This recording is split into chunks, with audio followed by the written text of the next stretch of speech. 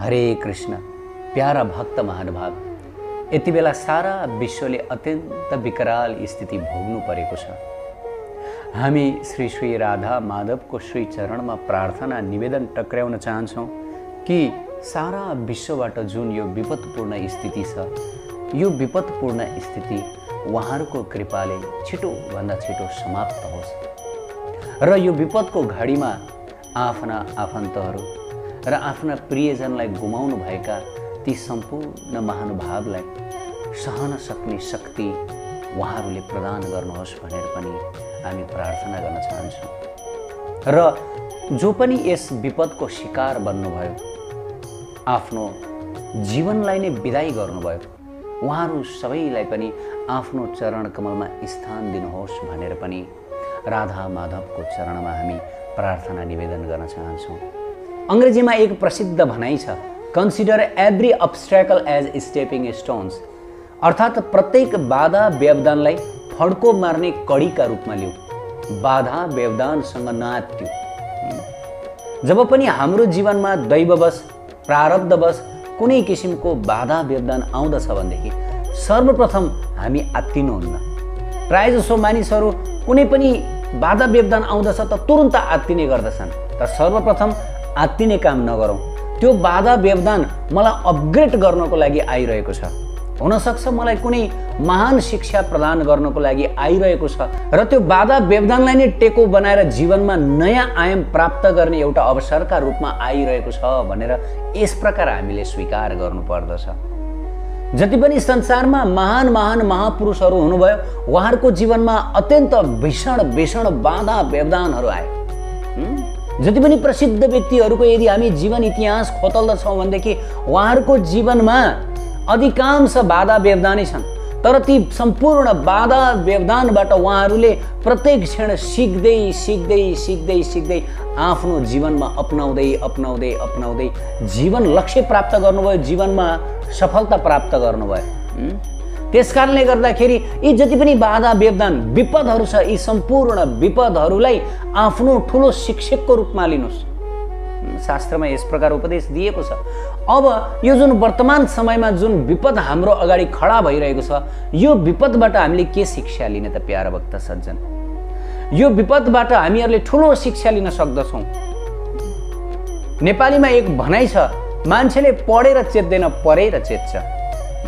त हामीलाई यति बेला परिरहेको छ, हामीले पढेको होइन यो कुरा, हामीले कुनै किताबमा पढेनौँ, हामीले कलेज युनिभर्सिटीमा यो कुरा कहिले पनि पढेनौँ कि यस्तो खतरनाक महारोग आउँछ र सारा संसारमा मानिसहरूलाई यस्तो यस्तो किसिमले दुःख दिन्छ, लकडाउन हुनेछ, यो हुन्छ त्यो हुन्छ भन्ने हामीहरूलाई थाहा थिएन। मानिसहरू एकदमै आतंकित हुन्छन्, तर भइदियो के? हामीहरूले थाहा नपाएको कुरो यति बेला हामीहरूले भोग्नु परिरहेको छ।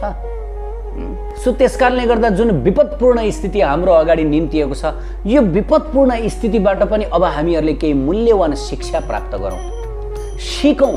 अब हामीले के गर्ने? हुनसक्छ यो विपद हामीलाई केही सिकाउन भनेर आएको छ। हरेक व्यक्तिले आफ्नो दृष्टिकोण अनुसार नै शिक्षा ग्रहण गर्दछ। व्यक्तिको जस्तो दृष्टि हुन्छ उसले वस्तुलाई त्यही रूपमा हेर्दछ, त्यही रूपमा जान्दछ। मैले एउटा प्रसिद्ध उदाहरण प्राय सुनाउने गर्दछु। त्यो के हो भनेदेखि दुईजना दाजुभाइ थिए। ती दुईजना दाजुभाइ पछि ठुलो भएर एउटा चाहिँ एकदमै प्रसिद्ध महान व्यक्तित्व बन्यो र अर्को चाहिँ जडेहा बन्यो। त पछि एक इन्टरभ्युअरलाई ती दुई दाजुभाइको बारेमा एक डकुमेन्ट्री बनाउन मन लागेछ, अनि त्यसपछि ऊ इन्टरभ्यूको लागि भनेर ती दुई दाजुभाइ समक्ष आयो। छुट्टा छुट्टै स्थानमा बस्ने गर्दथे। अनि त्यो इन्टरभ्युअरले भाइ चैनीलाई सोध्यो, तपाईको दाजु यति महान व्यक्ति हुनुहुन्छ, नाम कहलिएको हुनुहुन्छ, यति इमान्दार हुनुहुन्छ, उहाँ जाँड रक्सी पनि खानुहुन्न, एकदमै आइडल हुनुहुन्छ, तर तपाईँ चाहिँ किन यस्तो हुनुहुन्छ? इन्टरभ्युअरको प्रश्न सुनेर भाइले रिसाउँदै उत्तर दियो, यदि मेरो पिता जड्या हुनुहुन्छ भने म जड्या नभएर के हुन्छु त? तपाईँले कस्तो किसिमको प्रश्न सोध्नुभयो? मेरो बाउ जड्या थिए र म पनि जड्या भएँ, मामुली कुरो, किन यस्तो वाहियात प्रश्न सोध्नु भएको भनेर भाइचारीले रिसाएर यस प्रकार प्रतिक्रिया दिए। इन्टरभ्युअरले भाइले दिएको प्रतिक्रियालाई टिपे र त्यसपछि उनी दाजुकोमा गए र दाजुलाई गएर यही प्रश्न सोधे, घुमाउरो प्रश्न, महोदय हजुर यति प्रसिद्ध हुनुहुन्छ, यति प्रख्यात हुनुहुन्छ, यति नोबेल व्यक्ति हुनुहुन्छ, तर हजुरको भाइ चाहिँ झड्या हुनुहुन्छ, हजुरको भाइ एकदमै क्यारेक्टरलेस हुनुहुन्छ, जबकि हजुरहरू दुवैजना एउटै पिताको छोरा हुनुहुन्छ, के कारणले गर्दा यस्तो अन्तर आयो, यस्तो भिन्नता आयो हजुरहरू दुईजना दाजुभाइमा?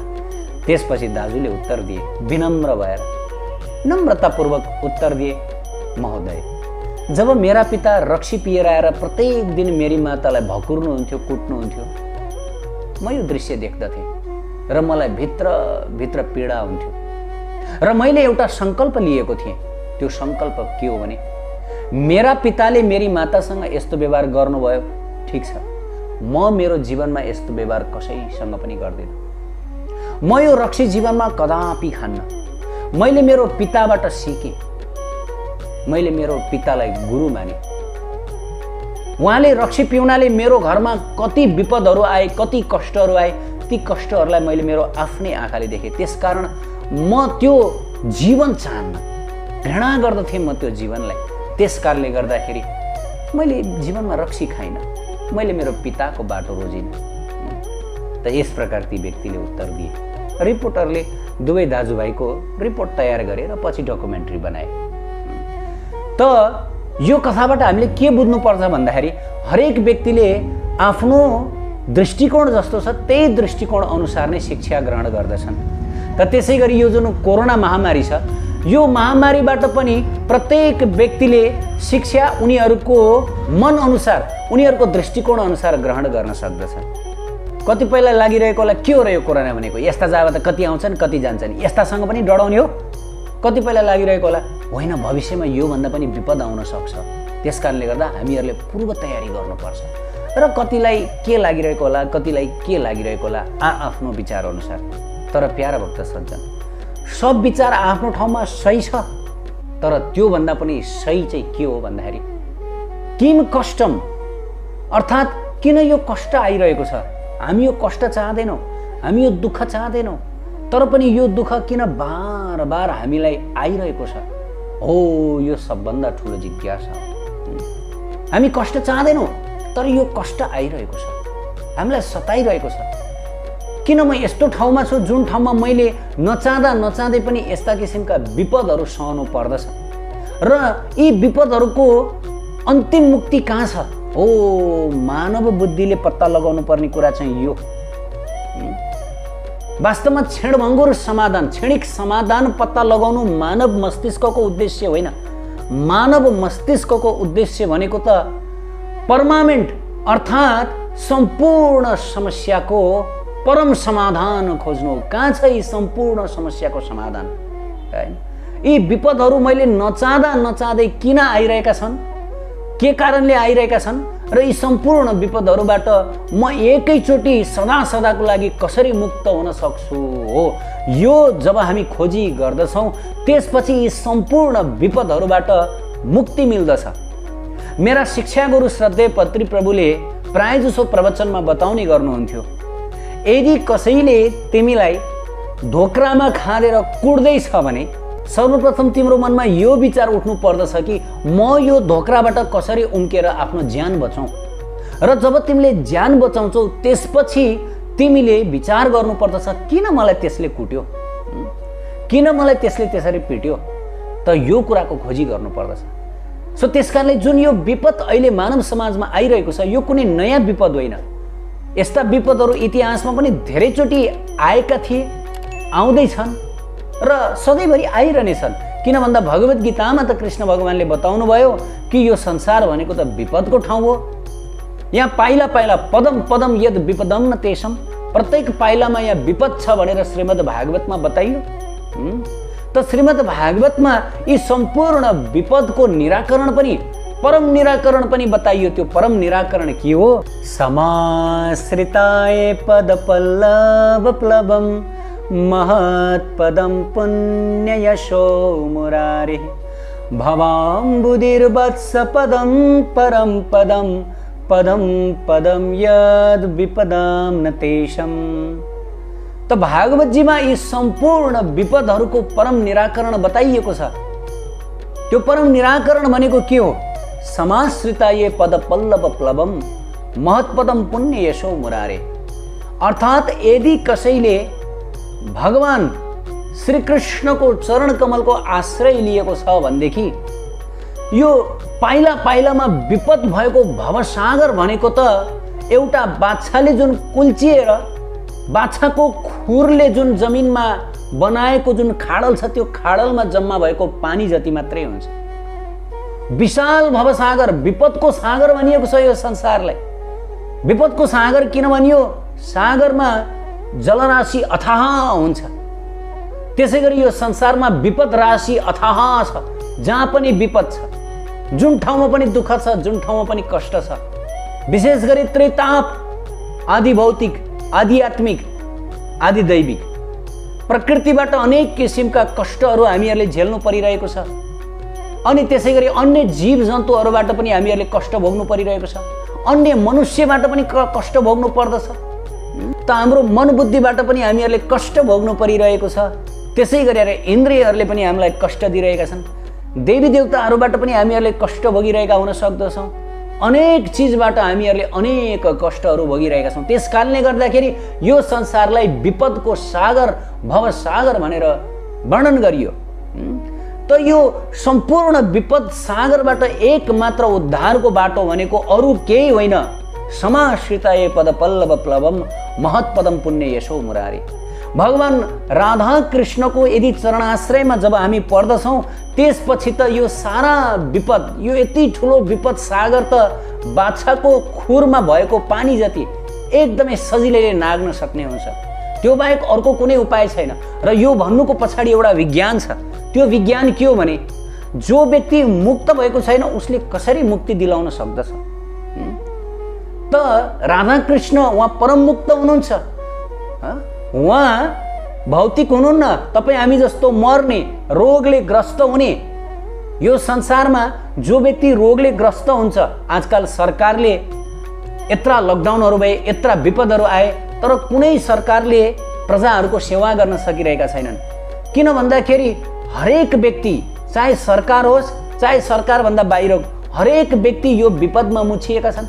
र एउटा विपदमा परेको, सङ्कटमा परेको एउटाले अर्को सङ्कटमा परेकोलाई कसरी रक्षा गर्न सक्दछ? रक्षा त उसले गर्न सक्दछ जो सङ्कटमा छैन, जो विपदमा छैन। उसले विपदमा परेकाहरूलाई उद्धार गर्न सक्दछ। मामुली भाषामा बुझ्नु पर्दाखेरि जो पानीमा डुबेको छैन, पानीभन्दा माथि छ, उसले पानीमा डुब्दै गरेकोलाई उद्धार गर्न सक्दछ। त यो संसारमा सबैजना यो भवसागरमा डुबेका छन्। सरकार पनि भवसागरमा डुबेको छ, प्रजाहरू पनि भवसागरमा डुबेका छन्। हरेक जीव जन्तु यो भवसागरमा डुबेका छन्। त अब कसले कसको उद्धार गर्ने? कसैले कसको उद्धार गर्न सक्दैन।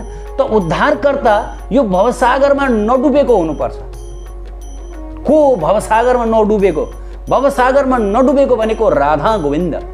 भागवतमा यही बताइयो, यो श्लोकमा यही बताइयो कि जसले राधा गोविन्दको चरणको आश्रय लिएको छ, उहाँको भक्तिको आश्रय लिएको छ भनेदेखि निश्चित रूपले उसको उद्धार हुन्छ। अब उद्धार अनेक किसिमको हुन्छ। जीवन बचाएर उद्धार गर्ने क्षणिक उद्धार, यसलाई पनि उद्धार भनिन्छ। र आत्माको रक्षा गर्ने, आत्मालाई आफ्नो धाममा लिएर जाने र कहिले पनि यो विपदको सागरमा नपठाउने, आउनु नपर्ने, यो चाहिँ परम उद्धार हो। आउनै नपरोस् यो विपदको संसारमा, जहाँ पाइला पाइलामा विपद सहनु पर्दछ। एक पछि अर्को गर्दै विपद भोग्नु पर्दछ। यो सत्य हो। यहाँ विपदबाट कोही पनि मुक्त हुन सक्दैन। यहाँ स्वतः विपद आउँदछ। भागवत शास्त्रमा बताइयो, किनभने यो विपदको संसार हो। यहाँ विपदलाई केही गरी पनि टार्न सकिँदैन।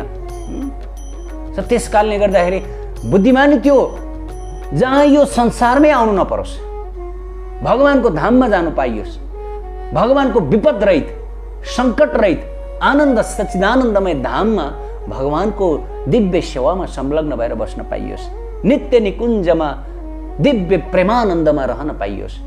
हो, भगवानद्वारा यो कृपा गरिन्छ। त जब जीवले यो कृपा प्राप्त गर्दछ त्यसपछि उसमा परम कृपा, उसमा के भन्ने, परम उद्धार भयो उसको। त्यस कारणले गर्दा प्यारा भक्त सज्जन, यो जुन विपद हाम्रो अगाडि अहिले आइरहेको छ, यो विपदबाट हामीले यो सिक्नुपर्छ, किन विपद आइरहेको छ संसारमा, म चाहन्न। अब यसको परम निराकरण कहाँ छ? भौतिक रूपले निराकरण गर्न सकिन्छ, भ्याक्सिन बनाएर, औषधि बनाएर, तर त्यो केही समयको लागि हो, त्यो पनि गर्नुपर्छ। मैले नगर्ने भनेको होइन, त्यो पनि गर्नुपर्छ, निश्चित गर्नुपर्छ। तर त्यसको क्षणिक समयको लागि त्यसले समाधान त दिन्छ, तर कालान्तरमा हामीहरूलाई फेरि यही विपदको संसार भवसागरमा आउनबाट त्यसले बचाउन सक्दैन। कुनै पनि भ्याक्सिनले हामीहरूलाई फेरि यो विपद सागरमा आउनबाट बचाउन सक्दैन। कुनै पनि औषधिले, कुनै पनि हाम्रो धनले, संसारको कुनै पनि प्रयासले हामीहरूलाई विपदको यो संसारमा आउनबाट जोगाउन सक्दैन। एकमात्र जोगाउन सक्छ त त्यो भगवानको प्रेमा भक्ति। प्रेमा भक्ति बाहेक अरू कुनै पनि कुराले हामीलाई जोगाउन सक्दैन। कृष्ण भावना त्यस कारणले गर्दाखेरि सम्पूर्ण विपदपूर्ण स्थितिमा सबभन्दा महत्त्वपूर्ण औषधि हो। यदि हामी कृष्ण भावना भावित छौँ भनेदेखि जस्तोसुकै विपदपूर्ण स्थितिमा पनि हामीहरू विपद मुक्त हुन्छौँ। त यदि हामीहरू कृष्ण भावना भावित छैनौँ भने हामीहरू जस्तोसुकै विपद मुक्त भए पनि हामी विपदयुक्त हुन्छौँ। शास्त्रमा यस प्रकार बताइएको छ। उत्कृष्ट आध्यात्मिक जानकारीहरूका लागि नेपालकै पहिलो शुद्ध आध्यात्मिक च्यानल टिभी लजिकल कृष्णलाई सब्स्क्राइब गर्न नभुल्नुहोला र हरेक अपडेट्सका लागि यो बेल आइकन पनि दबाइदिनुहोला।